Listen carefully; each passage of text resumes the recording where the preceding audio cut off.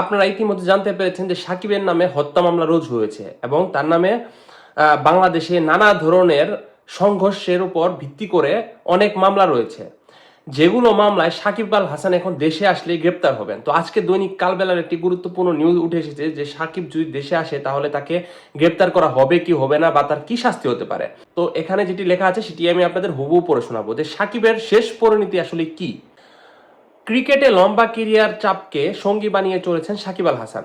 গত 2 মাসে পরিস্থিতি আরও ঘোলাটে হয়েছে। ছাত্র জনতার অভ্যুত্থানের সময় গুলিবিদ্ধ হয়ে মারা যাওয়া এক পোশাক কর্মী হত্যা মামলায় আসামি করা হয় তাকে। 5 আগস্টের পর সাকিব আল হাসান দেশে ফিরেননি। দেশে ফিরলে সম্ভাবনা রয়েছে গ্রেপ্তারের। এতে চাপের মধ্যে মাঠে মনোযোগ ধরে রাখা কঠিন। এরপরও কাজটি সঠিকভাবে করে যান তিনি। বৃহস্পতিবার 26 সেপ্টেম্বর কানপুর টেস্টের আগে সংবাদ সম্মেলনে অবসরের ঘোষণা দেওয়ার সময় সাকিব বলেন, পুরোপুরি ভিন্ন চিত্র। দেশে অনেক কিছু বদলে গেছে যা আমাদের নিয়ন্ত্রণে ছিল না। ঘটনার সময় দেশে না থাকার পরও তার বিরুদ্ধে হত্যা মামলা হয়। তা নিয়ে বিশ্ব সেরা অলরাউন্ডার বলেন, কঠিন, খুবই কঠিন। আমিও জানি না আসলে হাসি কোনটা, যেটা বলবেন সেটাই। আমি কিভাবে ফোকাস রাখছি এটা আল্লাহ ভালো জানেন।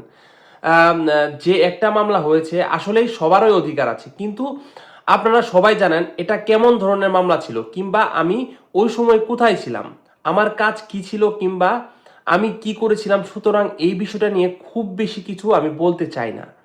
গত মঙ্গলবার 24 সেপ্টেম্বর শেয়ার বাজারে কারসাজির অভিযোগে তাকে 50 লাখ টাকা জরিমানা করা হয়। এ প্রসঙ্গে সাকিব আল হাসান বলেন, আমার জীবনে আমি আসলে নিজে থেকে কখনো ট্রেড করিনি। কেউ যে কারোর মতো করতে পারে এই জিনিসগুলো যদি সুন্দর করে বলতো আমার জন্য মানসিকভাবে ভালো হতো, কারণ মিথ্যা অভিযোগগুলো আমার মনে হয় না ভালো কিছু করে দেশের জন্য বাইরের মানুষের কাছে। আমি যেহেতু ট্রেডই করিনি নিজ থেকে, স্বাভাবিকভাবে আমার ভুল করাটা ও এই শব্দগুলো যোগ করা হয়েছে, সেটা আমার জন্য খুবই দুঃখজনক। তো সাকিব আল হাসান এখানে বলতে যাচ্ছেন যে তার বিরুদ্ধে যে মামলাগুলো হয়েছে সেটা পুরো ভিত্তিহীন।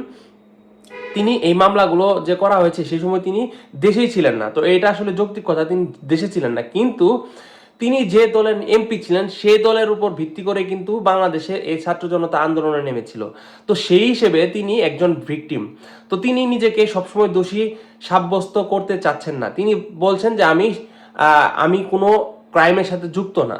তো এখন তার ভবিষ্যৎ কি সেটা দেখার বিষয়। তিনি কিন্তু অলরেডি টেস্ট এবং ওয়ানডে থেকে অবসর গ্রহণ করেছে, শুধু টি-20তে সে থাকবে। তো এখন কথা হচ্ছে কানপুরের যে ইন্ডিয়ার সাথে টেস্ট সেটা শেষ করে সে আমেরিকাতে যাবে নাকি বাংলাদেশে ফিরবে, এটাই হচ্ছে এখন দেখার বিষয়। তো সাকিব আল হাসানের এই মামলার বিষয়গুলোকে আপনারা কিভাবে দেখছেন তা অবশ্যই কমেন্ট করে জানাবেন। আর এমন আরো গুরুত্বপূর্ণ ভিডিও আপডেট সবার আগে পেতে আমাদের চ্যানেলটিকে সাবস্ক্রাইব করুন। ধন্যবাদ সবাইকে পুরো ভিডিওটি দেখার জন্য।